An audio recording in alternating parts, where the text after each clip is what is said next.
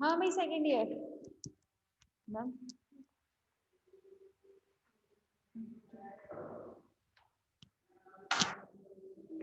हाँ भाई second year. तो हम लोग बात कर रहे थे यहाँ पर एपिकल लोब के बारे में, मतलब शीर्षस्थ पाली के बारे में। ठीक है, तो ये शीर्षस्थ पाली जो है ये कहाँ उपस्थित होती है? ये अन्नपुट के नीचे उपस्थित होगी। ठीक है, ये जो लीच में अन्नपुट उपस्थित होता है उसके नीचे उपस्थित होगी। मेरा सवाल था अन्नपुट कहाँ होता है, आई मीन टू से अन्नपुट का काम क्या है, ये मेरा सवाल था। आप लोग मुझे जवाब दीजिए फटाफट से।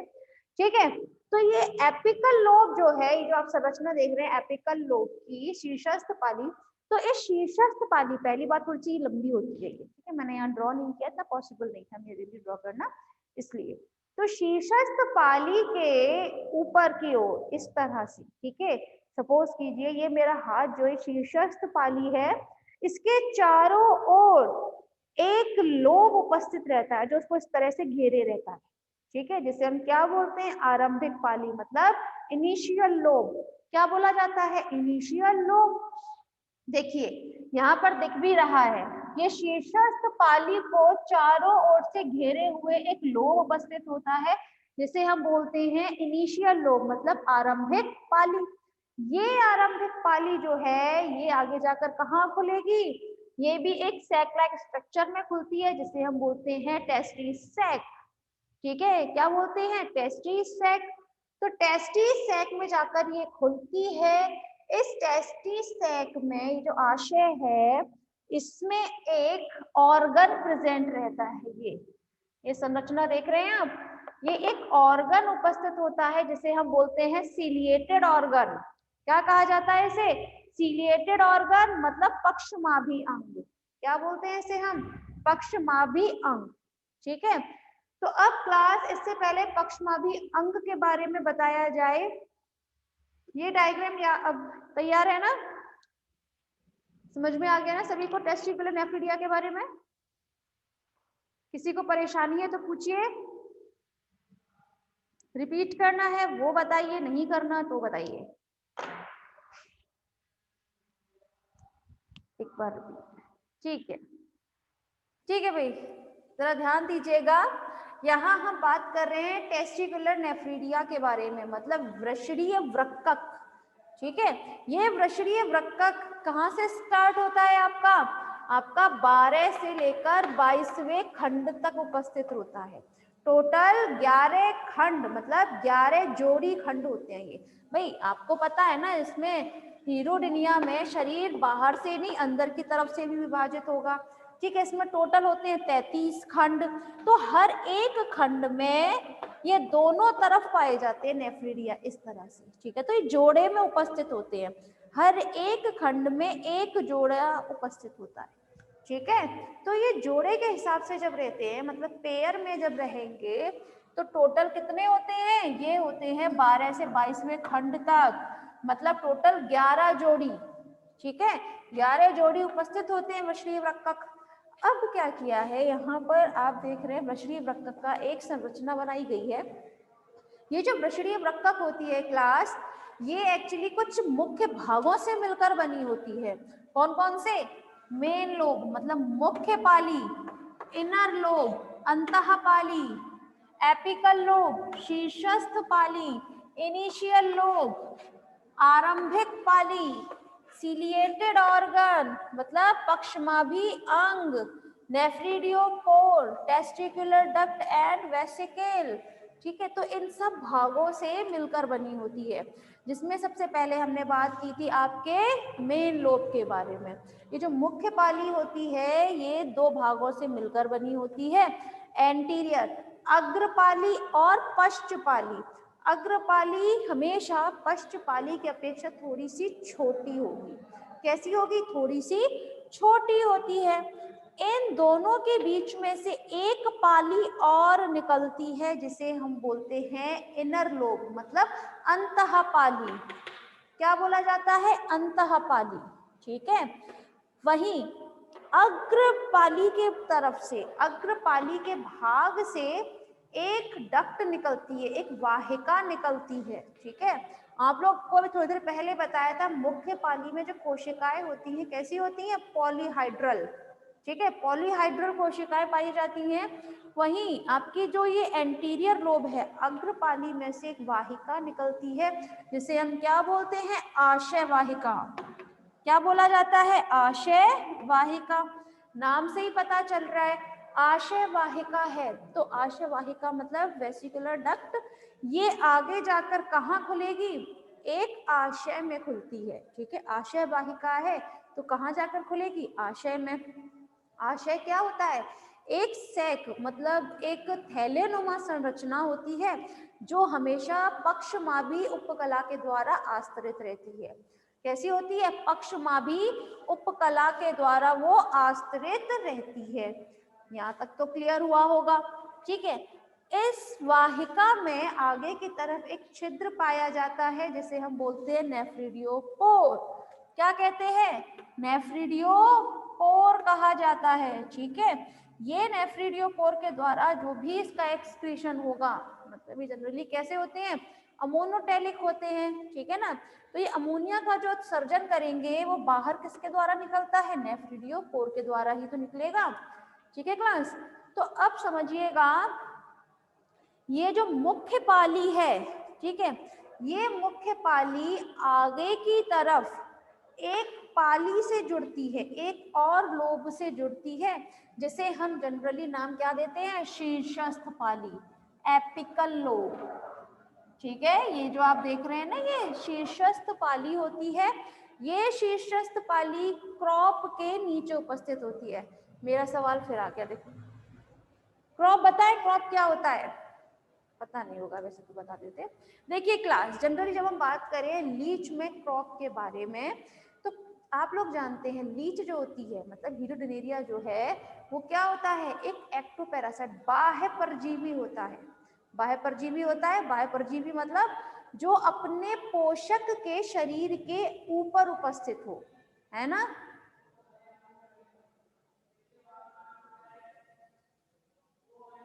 ब्लड सकिंग के लिए नहीं बेटा, देखिए सुनो, अब जरा ध्यान दे लीजिए।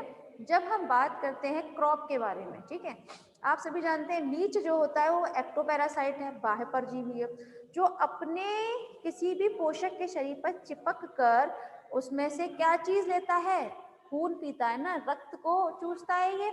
तो उस दौरान ये एक बार में अपने पोषक के शरीर में से ज्यादा खून को सक कर लेता है ये, ठीक है, क्योंकि इसको पता नहीं होता भविष्य में इसको दूसरा पोषक कब मिलेगा। तो इस कंडीशन में जब ये ज्यादा से ज्यादा खून सक करता है तो उसको स्टोर कहाँ करता है कि जिसको उसको यूज भाई बाद में कर सके, तो स्टोर हमेशा क्रॉप में किया जाता है, ठीक है। तभी तो कहते हैं वो फिर मतलब काफी लंबे समय तक बिना खून पिए भी जिंदा रह सकता है, क्यों, क्योंकि उसके क्रॉप में ऑलरेडी उसका ये न्यूट्रिशन प्रेजेंट रहता है, उसका पोषण ऑलरेडी प्रेजेंट है उसके क्रॉप में, इसलिए, ठीक है। तो ये शीर्षस्थ पाली जो है कहाँ पर उपस्थित होती है, उसी क्रॉप के नीचे, ठीक है, वहां पर ये उपस्थित होगी। अब ये आपकी जो शीर्षस्थ पाली है, ये जो आप देख रहे हैं, सपोज कीजिए मेरा हाथ ये जो आप देख रहे हैं ये, ठीक है, ये क्या है, शीर्षस्थ पाली। अब इस शीर्षस्थ पाली के चारों ओर इस तरह एक लोब उपस्थित होती है, एक पाली और पाई जाती है, ठीक है, और उस पाली को हम नाम देते हैं आपका इनिशियल लोब। क्या, इनिशियल लोब, ये देख रहे हैं आप, ठीक है, जो इसको क्या करती है, इस तरह से घेरे रखती है एपिकल लोब को, शीर्षस्थ पाली को, ठीक है। तो इनिशियल लोब जिसे हम बोलते हैं आरंभिक पाली, तो आरंभिक पाली हमेशा शीर्षस्थ लोब को इस तरह से चारों तरफ से घेरे रखती है, ठीक है। और ये आरंभिक पाली जो है आगे जाकर एक थैलेनुमा संरचना में खुलती है जिसे हम कहते हैं टेस्टी सैक। क्या कहा जाता है, टेस्टी सैक। अब ये टेस्टी सैक जो है, ठीक है, टेस्टी सैक में एक ऑर्गन उपस्थित होता है, एक अंग उपस्थित होता है जिसे हम बोलते हैं पक्षमाभी अंग। क्या कहा जाता है, पक्षमाभी अंग, ठीक है। अब ये पक्षमाभी अंग जो है इतना छोटा सा लग रहा है, ये एक्चुअली थोड़ा बड़ा होता है, इसको बड़ा करके दिखाना है। अब तो क्लियर है, होप सो आप लोगों को ये क्लियर हुआ होगा। टेस्टिकुलर नेफ्रिडिया, वृषणीय वृक्कक, क्लियर है ना बेटा? चलिए फिर, यस गुड, चलिए फिर बात कर लेते हैं हम आगे। अब क्या करते हैं हम, इसी पक्षमाभी अंग को यहां से उठाकर इसका एक डायग्राम देखते हैं, ठीक है?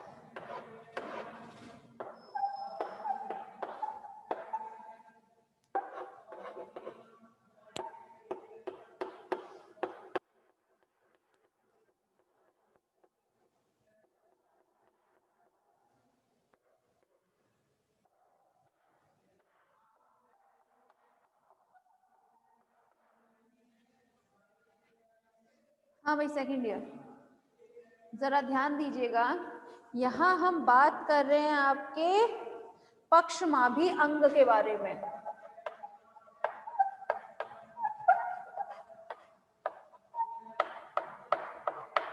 मतलब सीलिएटेड ऑर्गन।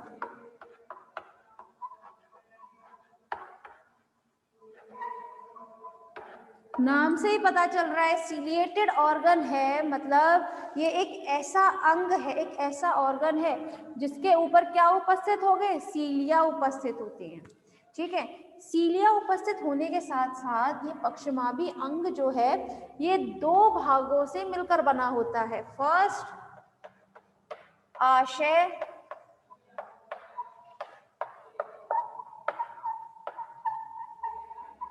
मतलब रिजर्वॉयर, एंड सेकेंड इज पक्षमाभी कीप।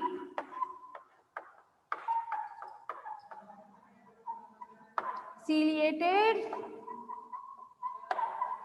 फनल। ठीक है, तो ये जो आपका पक्षमाभी अंग होता है ये दो भागों से मिलकर बना होता है, आशय मतलब रिजर्वॉयर एंड पक्षमाभी कीप। ठीक है, अब वहां जो आपने तो छोटा सा डायग्राम देखा था उसी को यहाँ पर बड़ा करके दिखाया गया है।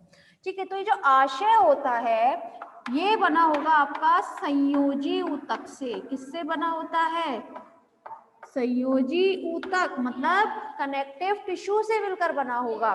और ये जो आपके संयोजी ऊतक है मतलब रिजर्वॉयर जो है इसमें कुछ थोड़े थोड़े क्या पाए जाते हैं, छिद्र। ठीक है, क्या उपस्थित होते हैं, छिद्र उपस्थित होते हैं। और ये छिद्र में जितने भी छिद्र होंगे, इसमें छिद्र बहुत सारे होते हैं, पूरे सीलिएटेड ऑर्गन में क्या उपस्थित होते हैं, छिद्र उपस्थित होते हैं। और इन छिद्रों में क्या पाए जाते हैं, पक्षमाभी कीप उपस्थित होती है। हर एक छिद्र में क्या पाया जाता है, पक्षमाभी कीप। ठीक है, और यहाँ पक्षमाभी कीप का ये बड़ा सा डायग्राम दिखाया गया है।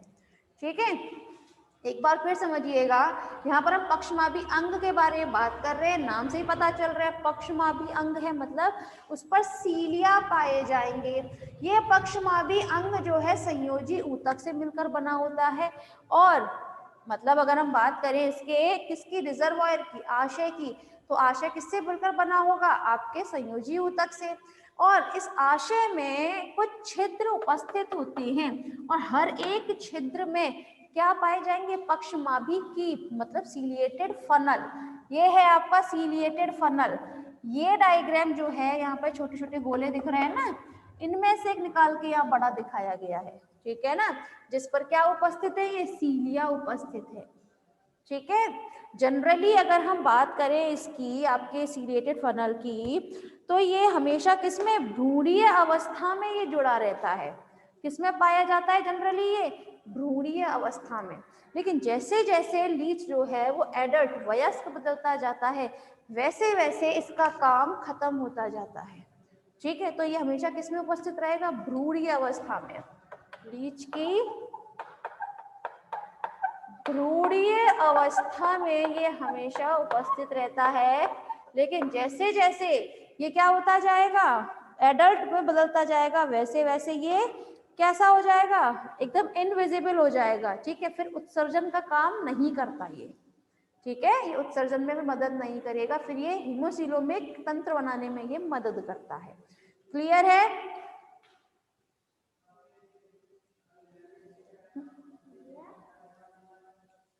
Second year, yes.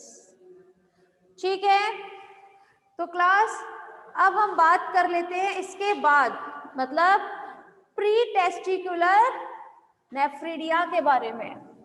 Pre testicular nephridia मतलब वृषण पूर्वी वृक्कक।